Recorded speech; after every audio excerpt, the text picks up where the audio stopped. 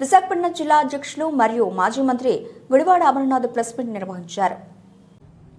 రాష్ట్రంలో ఎక్కడా లేని విధంగా వారు చేపట్టినటువంటి ఈ సభ్యత్వ నమోదు కార్యక్రమం 100% సభ్యత్వం చేర్చుకున్నటువంటి గ్రామంగా ఆ గ్రామాన్ని ఎంపిక చేసినట్టు,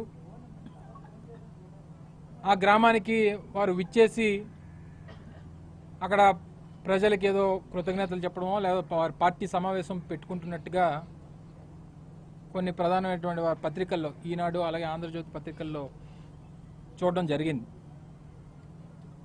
సరే, ప్రజాస్వామ్యంలో ఏ రాజకీయ పార్టీతో ఎవరు ఉండాలనేటువంటిది ప్రజల తాలూకా నిర్ణయం.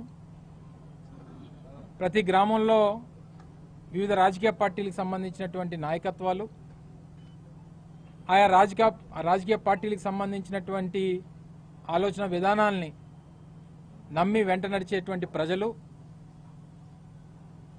ప్రతి గ్రామంలో ప్రతి ప్రాంతంలో కూడా ఉంటారు. అయితే లేనిది ఉన్నట్టుగా సృష్టించి తద్వారా రాజకీయంగా లబ్ధి పొందుదాం అనేటువంటి ప్రయత్నం చేయడం అనేటువంటిది కరెక్ట్ కాదు.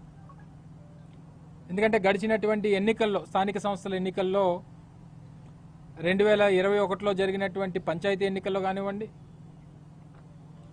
లేదా తర్వాత అదే సంవత్సరంలో తర్వాత జరిగినటువంటి ఎంపీటీసీ ఎన్నికల్లో కానివ్వండి, లేదా 2019లో మా పార్టీ అభ్యర్థి అప్పుడు గెలిచినప్పుడు వచ్చినటువంటి ఓట్లు చూసినప్పుడు కానీ, లేదా మొన్న 2024లో మా పార్టీ అభ్యర్థి ఓడిపోయినప్పటికీ వచ్చినటువంటి ఓట్ల శాతం చూస్తే కానీ ఎక్కడ కూడా వన్ సైడెడ్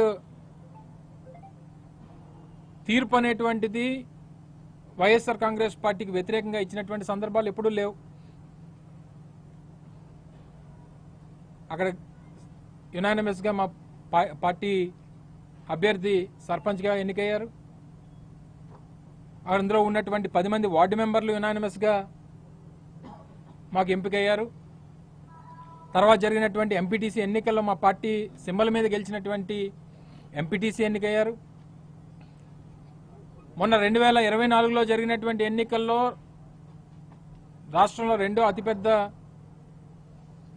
అతిపెద్ద నియోజకవర్గం, మెజారిటీ కూడా ఆ రకంగానే ఆ రోజు వచ్చినప్పుడు, అప్పుడు కూడా పోనీ ఆ గ్రామంలో ఏదైనా వన్ సైడెడ్గా తీర్పు వచ్చిందా అంటే 1350 పైచిలకు ఓట్లు పోలైతే 600 ఓట్లు వైఎస్ఆర్ కాంగ్రెస్ పార్టీకి, 750, 160 ఓట్ల మెజారిటీ తెలుగుదేశం పార్టీకి ఆ గ్రామంలో వచ్చాయి. మా పార్టీకి సంబంధించినటువంటి ఆ గ్రామ సర్పంచ్ గారు కానీ, ఎంపీటీసీ గారు కానీ, వైస్ ప్రెసిడెంట్ గారు కానీ, వార్డు మెంబర్లు కానీ, మాజీ ఎంపీటీసీ, మాజీ సర్పంచ్ గారు అందరితో పాటు ఆ గ్రామంలో వైఎస్ఆర్ కాంగ్రెస్ పార్టీకి సంబంధించినటువంటి ముఖ్య కార్యకర్తలు అందరూ కూడా ఇక్కడే ఉన్నారు. మరి 100% సభ్యత్వం ఏ రకంగా జరిగింది అంటే మిమ్మల్ని మీరు మోసం చేసుకుంటున్నారా, లేదా ప్రజల్ని మభ్యపెడుతున్నారా?